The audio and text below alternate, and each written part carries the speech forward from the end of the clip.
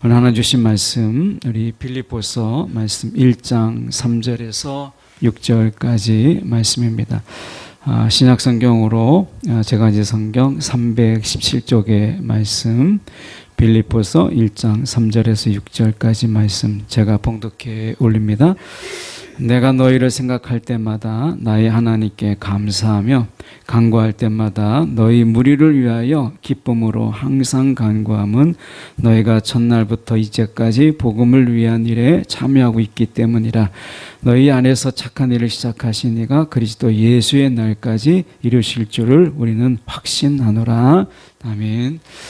오늘 이 말씀 가지고 우리가 곁에 오심으로 시작하신 아기 예수, 곁에 오심으로 시작하신 아기 예수라는 제목으로 함께 말씀을 나누기를 원합니다. 아담을 하나님께서 지으실 때 아담이 아주 어린 아이로 이 땅에 온 게 아니에요. 그러니까 하나님께서 아담을 지으셨을 때 그 아담은 이미 성인이었어요.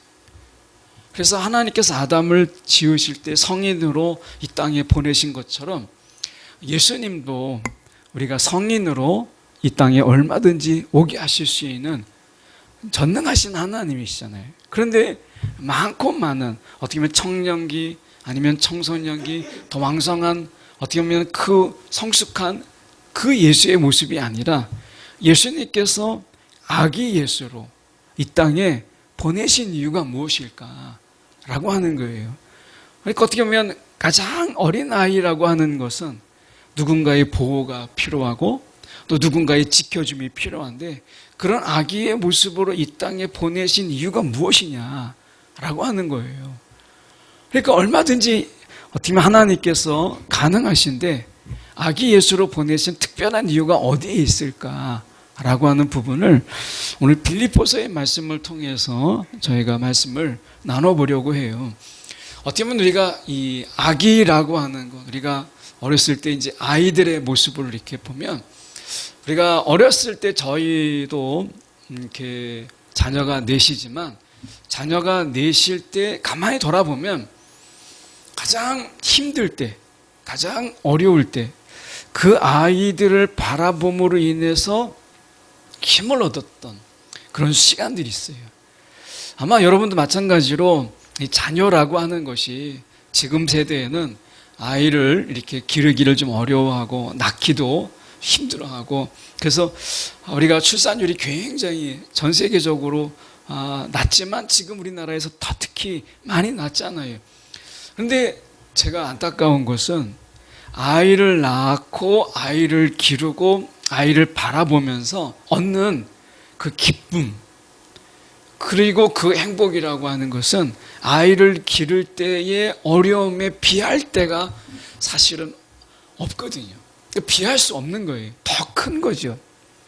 그런데 단순하게 아이를 기르는 것이 낳고 기른다라고 하는 것의 그 어려움 때문에 아이를 바라보고 그리고 아이가 성장의 모습을 바라보는 것의 그 기쁨을 우리가 놓친다라고 하는 것은 사실은 너무 안타까운 거예요. 오늘 이 아기 예수로 이 땅에 오신 예수님을 우리가 바라보면서 우리가 주님을 바라보는 그 심령, 우리가 이 바라봄이라고 하는 관점에서 오늘 말씀을 좀 보려고 해요. 우리가 말씀에 들어가기 전에 잠깐 잘 알고 있는 말씀이지만 아이를 다 한 번 정도 이렇게 길러보면 다 아실 수 있는 말씀이지만 전문가의 이야기를 좀 들어보려고 해요. 김수현 그 교수님이 쓴 아기 발달 클리닉이라고 하는 책을 잠깐 참조해서 설명해 보려고 합니다. 엄마와 아기의 그 애착 관계라고 하는 게 있어요. 그러니까 엄마와 아기가 갖는 어떤 애착 관계가 있는데 이 애착 관계에 대해서 굉장히 이 애착 관계가 중요하더라는 거예요. 그래서 어떤 아기가 엄마에게서 느끼는 그냥 보통의 친밀함이 아니라 이 세상에서 가장 강한 친밀함, 엄마와 아기 속에서 어떤 것도 대신할 수 없는 그 강한 친밀함으로 인해서 아이는 이 세상에 어떻게 보면 신뢰감을 가지고 이 세상을 살아가는 그런 힘을 거기에서 얻는다는 거예요. 특별히 이 아이에게 있어서 6개월이나 7개월 정도가 되면 엄마와 아기가 서로 가지게 되는 특별한 존재. 그러니까 이 엄마도 아이에게 있어서 갖는 특별한 존재감이 있고, 아기도 엄마를 바라볼 때 엄마는 참 특별한 존재다 라고 하는 이 특별한 존재의 느낌이 굉장히 이 시대를 살아가는데 굉장히 중요하다는 거예요.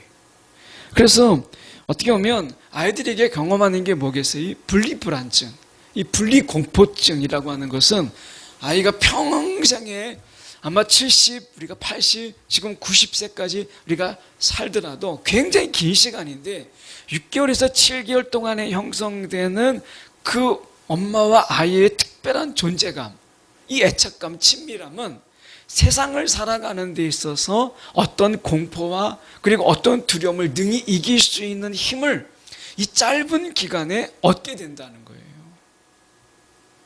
놀랍잖아요. 하나님이 우리가 사람을 지으심이 얼마나 놀라운지, 우리가 보면 6개월에서 7개월이라고 하는 짧은 시간 동안에 엄마와 아이 속에 만들어지는 그 어떤 친밀함, 이 깊은 애착의 관계가 앞으로 90년을 살아가는 데 있어서 굉장한 그 확신과 신뢰감을 형성한다라고 하는 거예요. 그래서 어떻게 보면 우리가 아이를 낳고 우리가 한 1년 정도 우리가 출산 휴가 이렇게 갔잖아요. 이건 정말 중요한 시기에 아이에게 있어서는. 자, 그런 관점에서 우리가 보면 예수님께서 아기로 오셨어요. 그 아기를 바라보는 그 어머니 마리아는 우리가 예수를 바라보는 모든 사람들의 그 관심, 모든 사람들의 그 마음을 우리가 보게 하는 거예요. 예수를 바라보는 자의 그 어떤 마음, 예수를 바라보는 자의 그 힘이라고, 신앙의 힘이라고 하는 것을 어머니 마리아와 아기 예수와의 관계를 통해서 우리 가운데 설명하고 있다라고 하는 거예요. 여러분, 세상이 힘들 때 우리가 찬양이 그렇지만 우리가 주만 바라볼지라 라고 했을 때 그 찬양이 주는 힘이 있잖아요. 그 찬양이 주는 힘이 있어요. 실제로 그것을 불렀던 한 목사님이 실어증이 있었는데, 어떻게 보면 실어증에 걸렸을 때 그 미국 사회, 미국으로 이제 건너가서 이분이 그 실어증을 좀 치료하기 위해서, 가수가 노래를 못해요, 말을 못해요. 그러니까 한국에서는 있을 수가 없어서 미국으로 잠깐 건너갔어요. 그 속에서도 치유가 안 되니까 아무리 좋은 병원에 가도 자기의 실어증이 낫질 않는 거예요. 그런데 미국인 사회 속에서 한 예배에 갔는데 주만 바라볼지라를 찬양하는 거예요.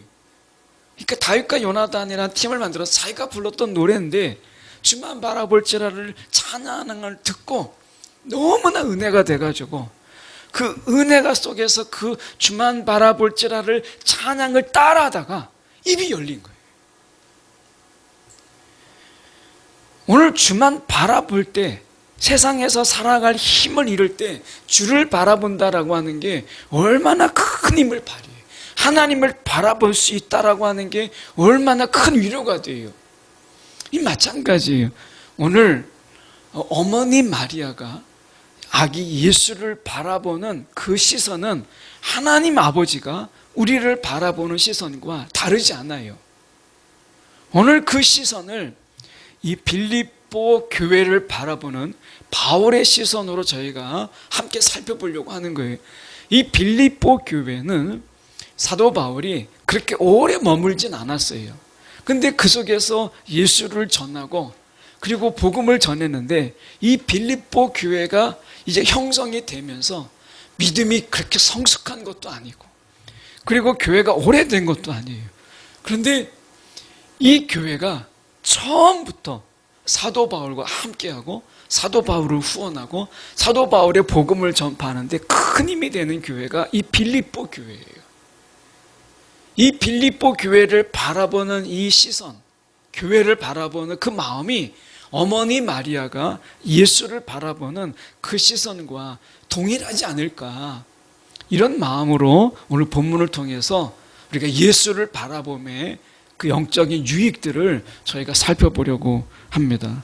먼저 우리가 보시면 3절에 보시면 내가 너희를 생각할 때마다 나의 하나님께 감사하며, 이렇게 내가 너희를 생각할 때마다 나의 하나님께 감사하며.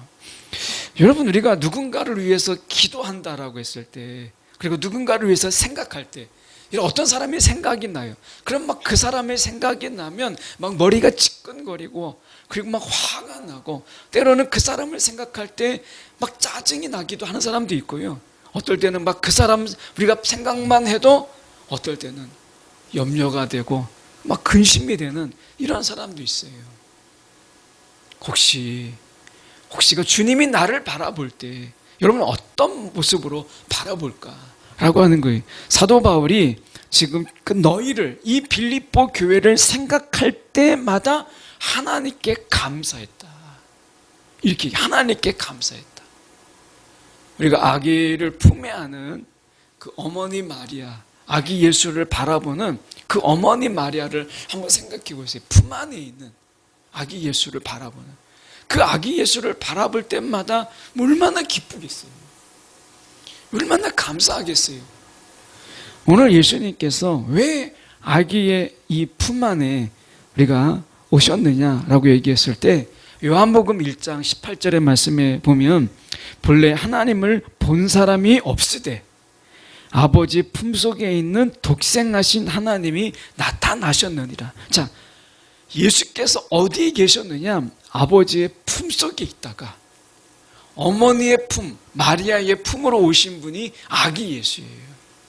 그전에는 어디 계셨느냐? 아버지 품속에 독생하신 예수, 아버지 품속에 있는 독생하신 하나님이 예수 그리스도예요. 그분이 이 땅에 어머니의 품, 이 마리아의 품으로 오셨어요. 그래서 우리로 하여금 어디로? 아버지의 품으로 인도하시기 위해서 이 땅에 오신 거예요. 근데 우리가 아이를 알아보면 알잖아요. 아이를 안아보면 그 아이가 안긴 그 아이를 바라보기만 해도 우리 가운데 미소가 지어지고, 그것 때문에 우리가 막 같이, 아이가 웃으면 같이 웃잖아요. 이게 바라보면, 예수를 바라본다라는 게 그거예요. 여러분, 예수를 바라보면 막 짜증이 나요. 우리가 그런 신앙 아니잖아요. 예수를 바라보면 그렇게 감사하고, 예수를 바라보면 그렇게 눈물이 나는, 그 감사의 눈물이죠. 십자가를 우리가 바라보아도 이 세상에서 우리가 힘을 얻는데, 그 십자가에 달리신 그 예수를 바라보면 여러분, 우리 삶 속에서 얼마나 감사함이 있겠어요. 우리가 세상을 바라보면 너무나 한숨이 나고, 세상을 바라보면 낙심하고, 세상 바라보면 우리가 절망하지만, 그러나 이 성탄이 시기적으로는 이때가 아니라고 이야기를 해요. 12월 25일이 아니다, 이렇게 이야기합니다. 그때가 1월이라는 말도 있고 3월이라는 말도 있어요. 근데 중요한 것은 이 성탄이 12월 말에 있다라는 것은, 우리가 돌아보면 한 해를 쭉 돌아보면서 세상을 바라보면서 살게 급급했던 우리의 삶이 이제 예수를 바라보는, 우리의 시선을 예수께 바라보면서 그동안 세상을 살면서 너무나 지쳤고, 세상을 살면서 너무나 낙심되었던 우리의 삶에 새 힘을 불어넣으시는, 우리가 무엇을 바라보고 사느냐, 이게 굉장히 중요한 것이거든요. 여러분, 우리의 시선이 무엇을 바라보고 계세요? 내가 세상에 무엇을 바라보고 사느냐, 이게 정말 중요한 거예요. 요즘은 이제 이렇게 TV에도 그 세계 곳곳에 좋다라고 하는 명소들을 많이 보여주더라고요. 막 복잡하고 시끌시끌하고 이런 어떤 뉴스나 아니면 세상의 소식들보다 때로는 조용하게 그런 좋은 명소들을 이렇게 보여주는, 자연의 경치들을 보여주면 그게 또 마음이 좀 위로가 될 때가 있어요. 한 번은 우리나라는 아니지만 세계 곳곳에 이렇게 보여주는 자연의 그 경치들을 이렇게 보여주는데, 세상에 이렇게 좋은 것도 있는데, 세상에 이렇게 바라볼 때도 있는데, 이 좁은 세상에서 막 서로 바라보고 서로 갈등하면서 살았구나, 이런 생각이 들더라고요. 오늘 주님께서 이 복잡하고 거짓과 속임이 가득한 세상 속에서 어디에도 눈둘 데가 없잖아요. 여러분, 세상에 눈들 때가 있어요. 이 세상을 살다 보면 정말 우리의 눈이 어디를 바라봐야 되나, 정말 우리의 눈에 바라볼 데가 없는 세상인데 예수님께서 이 땅에 아기 예수로 오셔서 예수를 바라보기만 해도 우리 가운데 이렇게 감사하고 기쁨이 있게 하신 이 은혜가 있어요.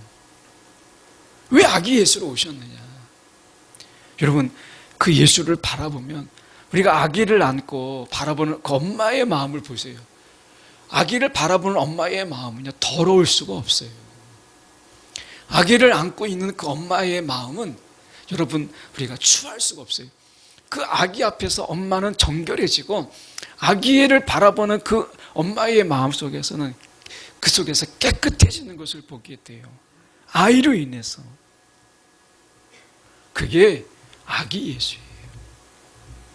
그분을 바라보기만 해도 우리가 은혜가 되는데, 특히 아기 예수예요. 그분을 안고 있다라고 하는 이 감사라고 하는 거죠. 더군다나 우리가 성령을 통해서 우리 안에 계신 예수 그리스도,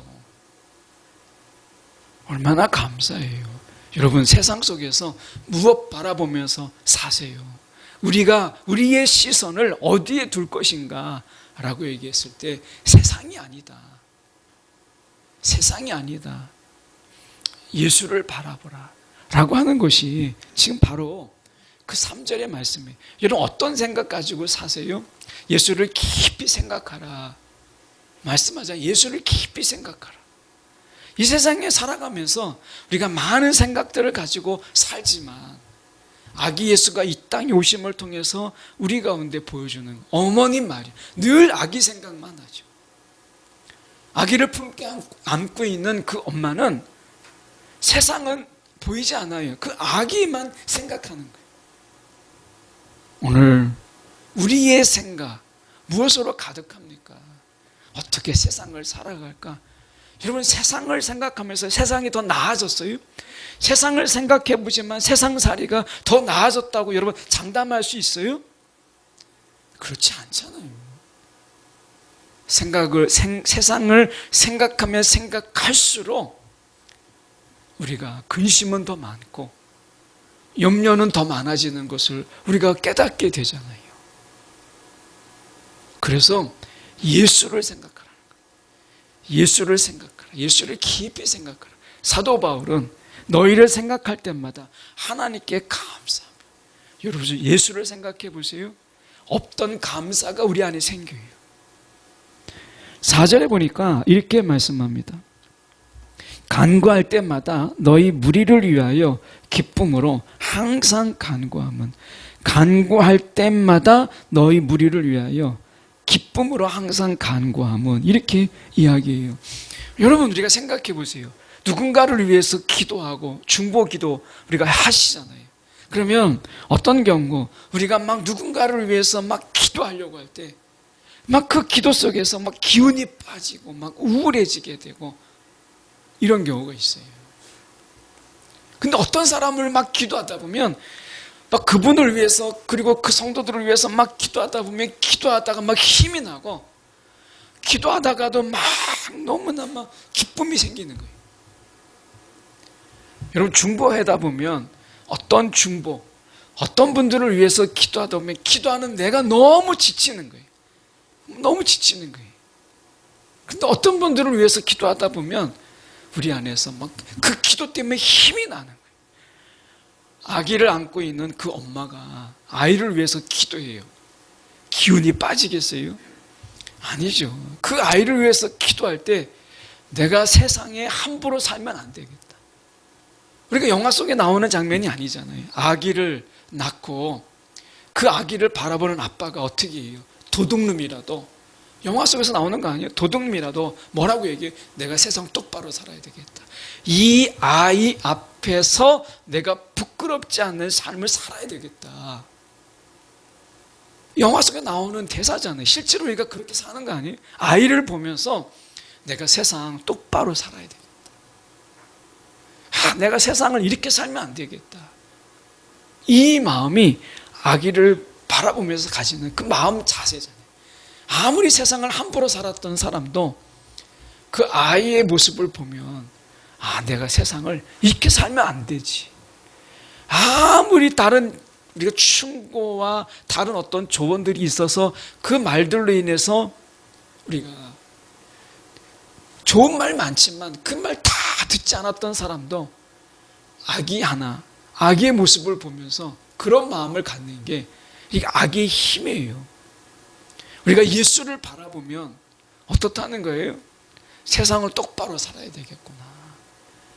예수를 바라보면 내가 세상을 이렇게 살면 안 되겠구나. 정말 예수를 바라보면서 내가 정말 남 앞에 부끄러움이 없이 내가 살아야 되겠구나. 이 마음을 갖게 하는 게 예수를 바라보는 자의 그 마음이에요. 어머니 마리아가 이 아기 예수를 안고 어떤 마음을 가졌겠어요? 내가 엄마로서 정말 잘해야 되겠다. 그러니까 이 아이를 놓고 우리가 이 어머니 마리아가 기도를 해요. 아이를 놓고 이 축복할 때 그 감동이 얼마나 크겠어요.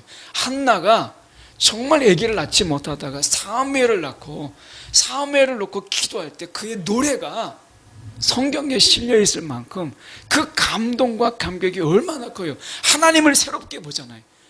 아기를 낳지 못했던 그 한나가 사무엘을 놓고 기도할 때 그의 노래가 얼마나 광활하고 얼마나 깊은지 하나님을 온 우주의 주인으로 고백하고, 하나님이 높은 자를 낮추시고 낮춘 자를 높이시는 그 하나님을 새롭게 바라보잖아요. 그 사무엘을 통해서 한나가 하나님을 새롭게 봐요. 마찬가지죠. 여러분, 이 세상에서 우리가 세상을 바라보면 별 볼 일 없어요. 그런데 우리가 어때요? 예수를 바라보고 그 예수를 위해서 우리가 축복하고 기도할 때, 정말 주님을 위해서 주님의 마음을 품고 기도할 때 여러분, 우리의 마음이 얼마나 넓어지고 얼마나 깊어져요. 그래서 여러분, 중보 기도할 때 주님께서 우리를 중보하고 계신다 라고 하는 게 얼마나 우리 가운데 힘이 돼요.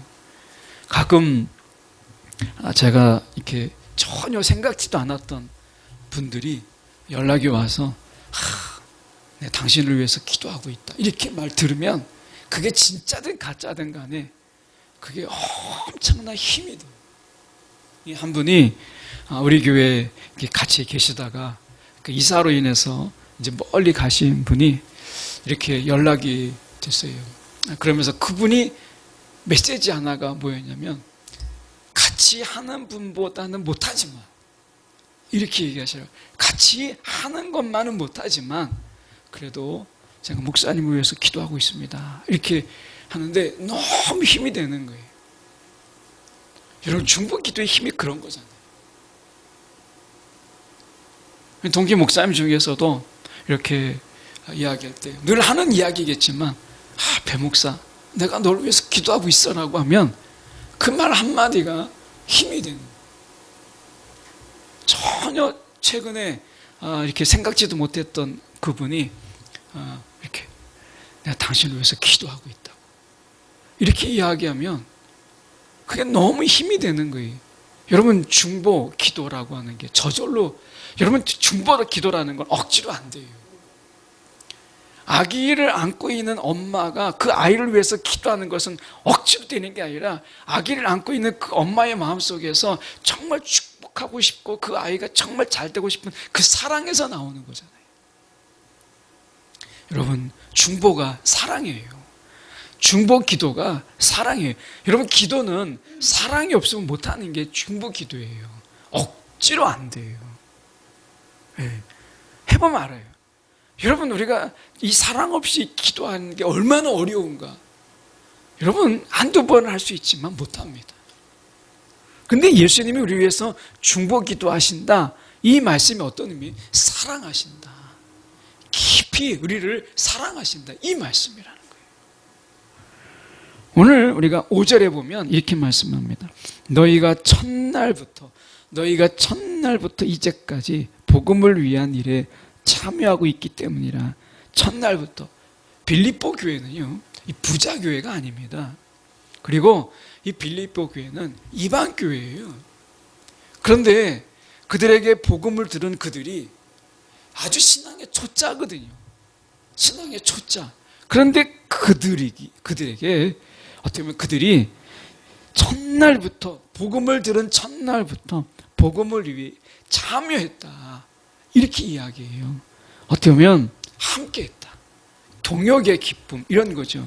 어떻게 보면 이 엄마가 이제 엄마 마리아가 아기 예수와 함께하면서 어떻게 늘 어디 갈 때마다 늘 같이 데리고 다녀요. 어디 가든 뭘 하든 늘 아기가 엎여있든 안겨있든 늘 같이 하는 거예요. 모든 시간들 속에서 같이 하잖아요. 같이. 제가 한 번은 이렇게 몽골 선교 때문에 이제 현지 사역자를 만나다가 카페에서 만났는데, 그 카페에 한 카페를 들어가 카페 화장실을 갔는데, 그 화장실에 아기를 앉힐 수 있는 보조 의자가 있더라고요. 화장실이 컸어요. 좀 넓더라고요. 이렇게 넓게 만들었나 화장실을. 근데 그 화장실에 아이를 앉힐 수 있는 보조 의자를 옆에다 만들어 놨더라고요. 그러니까 화장실에 갔을 때 아기를 맡길 수가 없는 거예요. 그럴 때 그 아기를 안고 화장실을 볼 수 있도록 그 옆에 보조 의자에다가 안전띠를 해놨더라고요. 야, 여기까지 아이는 같이 하는 거구나. 그러니까 항상 같이 하는 거예요. 하나님이 오늘 우리 가운데 예수님이 어떤 마음이냐, 이 아기 예수로 이 땅에 오신 그 예수님, 우리 가운데 보이신 그분의 마음이 어떤 마음이냐면 우리와 항상 같이 하는 거예요. 뭐 어떤 순간, 어떤 과정이든 우리가 늘 같이 하기를 기뻐하시는 그 예수님의 마음이 그대로 보이잖아요. 여러분, 우리가 아이들이 크면 하는 말 중에서 우리가 가장 부모님 섭섭해하는 말 중에 하나가 이제 내가 알아서 할게.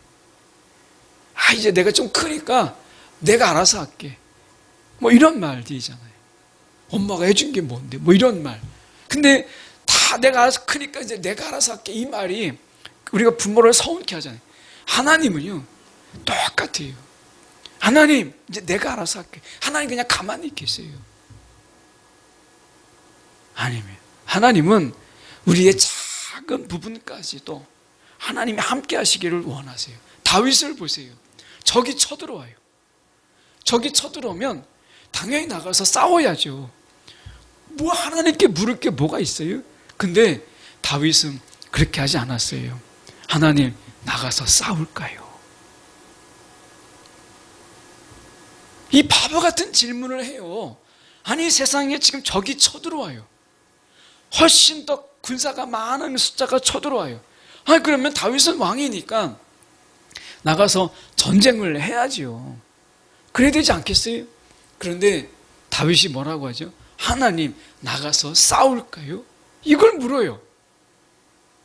몰라서 묻는 게 아니잖아요. 하나님, 제가 싸울 때 함께 하시겠습니까?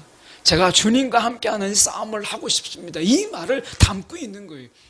너무나 당연하고 너무나 상식적인 부분까지도 다윗은 하나님과 함께 하려고 했다라고 하는 거예요.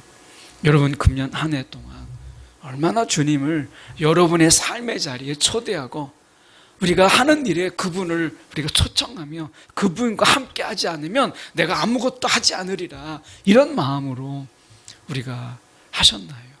저도 돌아보니까 순간순간 하나님 그냥 가만히 계세요. 제가 할게요. 주님, 좀 나대지 말고 가만히 계세요. 이런 때가 있더라고요. 이번에 제가 몽골 선교를 준비하면서 이거 처음부터 잘못됐구나라고 하는 것은, 지난주에 영하 37도를 이 몽골이 찍었거든요. 아마 1월에 가면 영하 45도는 거뜬히 넘을 거라고 하는 게 현지 사역자의 이야기예요. 밖에 나가서 우리가 보통 5분 이상을 활동을 못하는 게 영하 45도의 날씨라는 거예요. 피부가 어디에도 노출이 되면 이 피부가 트게 되고 거기에 동상이 걸릴 수 있는 게 영하 45도라는 거예요. 모든 걸 가리는 거예요. 눈만 내놓는 거예요. 그게 영하 45도예요. 그들조차도 밖에서 외부 활동을 절대 하지 않는 그런 온도가 영하 45도인 거예요.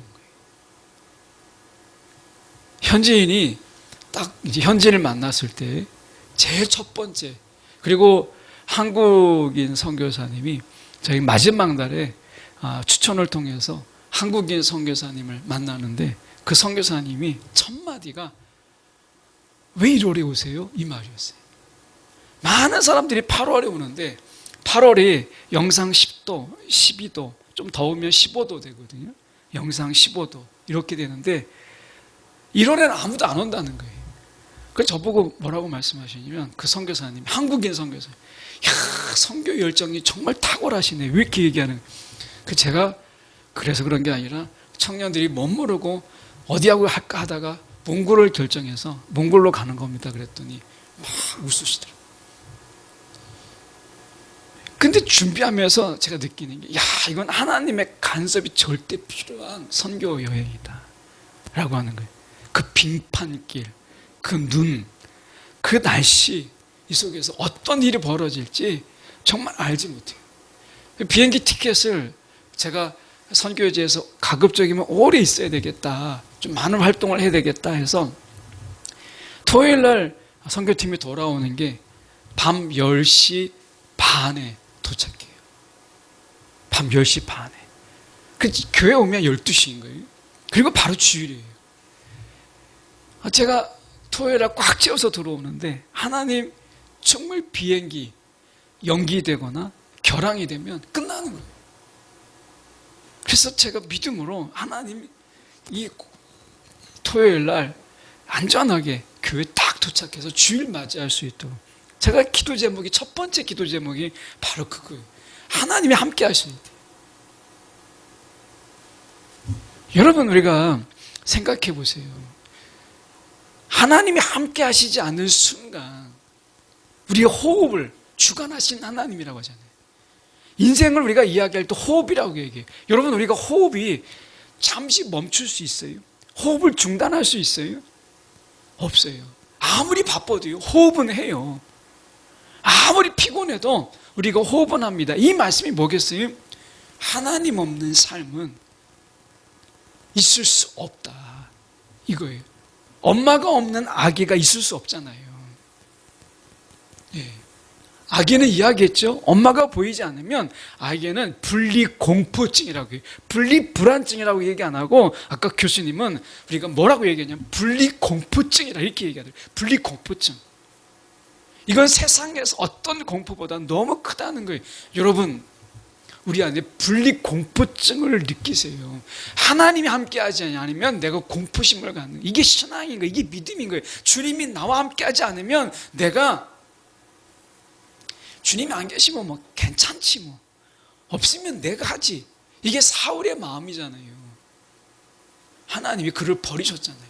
사울이 어떻게 해요? 하나님이 함께하지 않으면 내가 하지, 이 마음 때문에 하나님의 버림을 받은 게 사울 왕이에요. 다윗은 그렇게 하지 않았어요. 어느 순간이든지 하나님이 함께하지 않으면 그가 나서지 않았어요.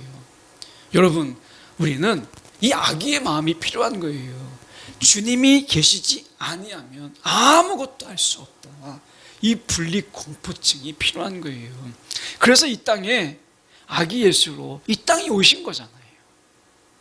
여러분, 예수가 없으면 아무것도 아니다. 하나님의 도움이 없으면 아무것도 아니다.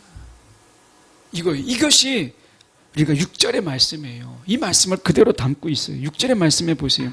너희 안에서 착한 일을 시작하신 이가, 이건 구원이에요.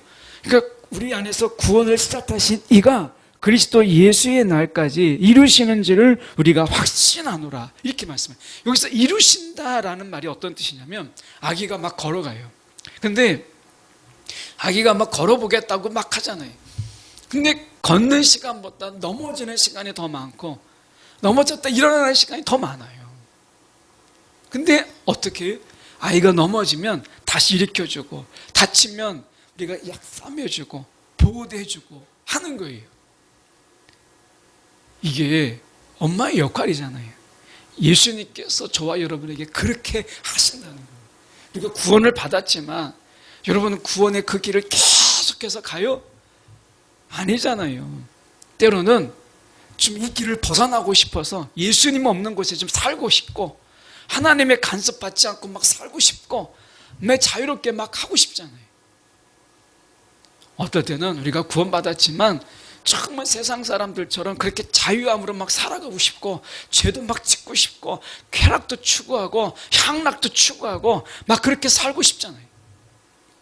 그래서 실제로 쟁기를 들고 뒤를 돌아보는 자도 있고 이 구원을 받았음에도 불구하고 우리가 일탈해가지고 우리가 정말 구원받지 예수와 상관없는 자처럼 죄 짓는 자도 있고 낙심하고 실망해서 주저앉는 자도 있어요.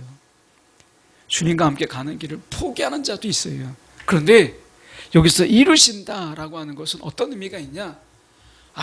엄마는요 아기를 절대 포기하지 않습니다. 엄마는 아기를 절대 포기하지 않아요. 하나님은 우리를 절대 포기하지 않으신다. 예수님은 우리를 절대 포기하지 않으신다. 이걸 보이기 위해서 엄마와 아기 예수의 관계를 우리에게 설명하고 있는 거예요. 여러분, 예수는 우리를 포기하지 않으세요. 그리스도의 날까지, 그분의 재림의 날, 그 심판의 날까지 여러분이 쓰러져 있고 넘어져 있어도 일으켜 세우고 싸매어 주고 그리고 벗어나 있을지라도 다시 데려다가 반드시 구원의 날을 우리가 이르기까지 하나님께서 포기하지 아니하시는 것, 주님께서 우리를 멈추지 않고 끊임없이 사랑하시는 것, 이것을 성경에서 이루신다라고 표현하고 있는 거예요. 이 은혜가 저와 여러분 가운데 있어요. 예수님께서 이 땅에 아기로 오셨어요. 근데 그 속에서 우리가 생각해 봐야 될 게 이 김수연 교수님의 아기 발달 클리닉에서 좀 따온 말인데 이분이 이런 이야기 하더라고요. 제가 이 말씀으로 좀 마무리를 하려고 해요. 그게 뭐냐면 같이 보낸 시간의 양보다 더 중요한 게 있다는 거예요. 그러니까 엄마와 아기는 많은 시간을 같이 보내잖아요. 그러니까 시간의 양, 어떻게 보면 많은 시간을 같이 보내는 그 시간의 양이 있어요. 근데 이것보다 더 중요한 게 있다는 거예요. 이게 어쩌면 오늘 본문의 핵심일지 몰라요. 같이 보내는 시간의 양보다 더 중요한 것은 서로 따뜻하고 그리고 감정의 교감, 이것이 주고받는 이 감정의 교감이 더 깊이 있는 것, 이게 더 중요하다는 거예요. 엄마와 같이 있는 시간보다 그 엄마와의 그 정감 있는 교감이 있는 것. 그래서 성령을 우리 가운데 선물로 주신 거예요. 성령이 어떤 영이에요? 교통의 영이에요. 교통의 영. 이 교통의 영이라고 하는 것은 우리가 공감의 영이다. 예수의 마음을 알고 예수가 우리의 마음을 아는 거예요. 아기는요, 아이의 마음을 알아요. 아기가 하는 말, 하는 거 뭐 우는 것밖에 더 있어요. 뭐 이렇게 울고 저렇게 울잖아요. 근데 어떻게 엄마는 이게 기저귀를 바꿔달라는 울음인지 배고파서 우는 건지 아니면 어디가 몸이 불편해서 우는지를 알아요. 엄마만 알 수 있는 거죠. 아무도 몰라요. 아빠인 저도 아기의 울음을 몰라요. 근데 엄마는 알더라고요. 그게 오늘 성령의 교통의 영, 그분이 하시는 일이에요. 예수의 마음을 알고 예수가 이 상황에서 어떤 마음인지, 내가 이렇게 살아갈 때 예수의 마음이 어떠한지를 알게 하는 이 마음, 이 교통의 영인 거예요. 여러분, 얼마나 성령과 교통하며 오늘 그분의 마음을 헤아리며 살아가십니까? 다윗을 이야기할 때 우리가 한마디로 이야기하죠. 하나님께 마음이 합한 자라, 마음이 합한 자, 마음이 통하는 자라고 하는 거예요. 여러분, 주님과 마음이 통하십니까? 예수 그리스도와 마음이 통하십니까? 오늘 마음이 통하는 자, 이것이 엄마와 아기 예수의 관계인 것처럼 주님께서 우리 가운데 말씀하신, 내가 너와 마음이 통하고 싶다. 마음에 절벽이 있고 마음이 끊어진. 제가 이 성탄 추리를 이렇게 정리하다가 여기 이제 램프가 있잖아요. 이렇게 반짝이는. 근데 저것 말고 아주 작은 이 램프가 있어요. 이렇게 빨갛게, 파랗게, 노랗게 들어오는 이렇게 크리스마스 추리에 이렇게 연결하는. 근데 그거를 이렇게 뜯어보니까 납땜한 데가 몇 군데 떨어져 있더라고요. 그리고 그게 이렇게 연결해 보니까 불이 안 들어와요. 어딘가 끊어진 거예요. 그 끊어지니까 전체가 안 들어오더라고요. 여러분, 오늘 주님과의 관계가 끊어진 줄도 모르고 그 몇 가닥이거든요. 근데 그거 못 찾아요. 다 벗겨봐야 되는데 그거 어떻게 하겠어요? 여러분, 주님의 관계가 끊어진 줄도 모르고 내가 주님과의 관계가 나는 좋아, 잘 연결돼 있어, 이렇게 살아가는 게 아닌가. 그 전선 하나를 보면서 내가 주님과 이렇게 서로 연결되어 있나, 이런 생각 한번 해봤어요. 여러분, 어떤 마음으로 살아가세요? 주님의 마음을.